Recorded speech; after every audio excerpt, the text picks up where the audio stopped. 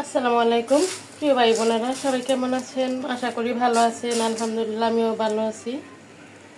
এখানে অল্প কয়টা বাসমতি চাল আছে। আমার ছোট ছেলে প্রতিদিনই বলে আমাকে বিরিয়ানি রান্না করে দাও। অল্প এই চালে হবে না, তার জন্য আমি সাথে দিব পোলাওর চাল, অল্প করে নিয়েছি। আর এগুলো হলো বাসমতি। এই পানিতে আমি মশলা দিয়ে দিলাম। এটাতে আমি চালগুলো সিদ্ধ করব। আর এই বিরিয়ানির জন্য আমি গরুর মাংসটা রাইস কুকারে বসাই দিলাম। মাংসটা প্রায় কষানি হয়ে গেছে, আর একটু সিদ্ধ হলেই আমি নামিয়ে ফেলব। এখন আমি ভালো করে চালটা ধুয়ে নিই।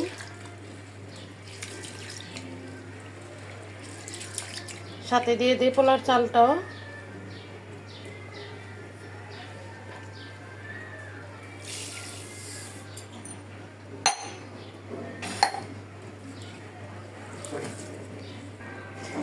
একদম পরিষ্কার করে চাল ধুয়ে নিলাম। এখন আমি পানিটা বসাই দিই, চালটা সিদ্ধ করে নিই। এই চাল কিন্তু চুলায় বসানোর সাথে সাথে লাড়া দিতে হবে, আর নয়তো দলা পেকে যাবে।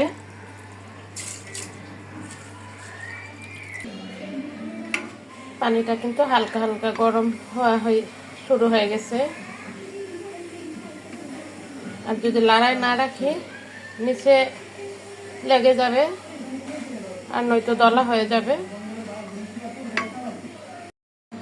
আমার বিরিয়ানির চালটা কিন্তু সিদ্ধ হয়ে গেছে। এরকম সিদ্ধ হয়ে আমি নামিয়ে ফেলবো। দেখুন, যাতে টিপ দিলে 4-5টা সিদ্ধ হয়, ভিতরে হালকা একটু শক্ত থাকে, এমন হইলে নামায় ফেলতে হয়। এর চেয়ে বেশি কিছু আমি জানি না। আমি এখন চালটা নামিয়ে ফেলি। আমি কিন্তু একটা প্লাস্টিকের জাকিতে চালটা ছেঁকে নিলাম। এখন আমি দমে বসায় দিব। চালটা দিয়ে দিলাম। এখন আমি একটু চাপ দিয়ে চুলাটা বন্ধ করে দিব। আমি কিন্তু বিরিয়ানি পুরাটাই রাইস কুকারে রান্না করলাম, কারণ হঠাৎ করে আমার গ্যাস শেষ হয়ে গেছে।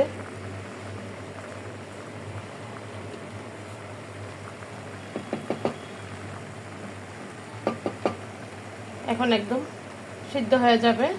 আমি ঢেকে দিয়ে চুলা অফ করে দিচ্ছি।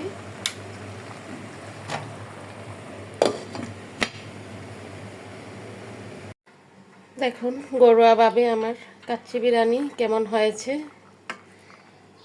আমি এখন উল্টাই দিতেছি।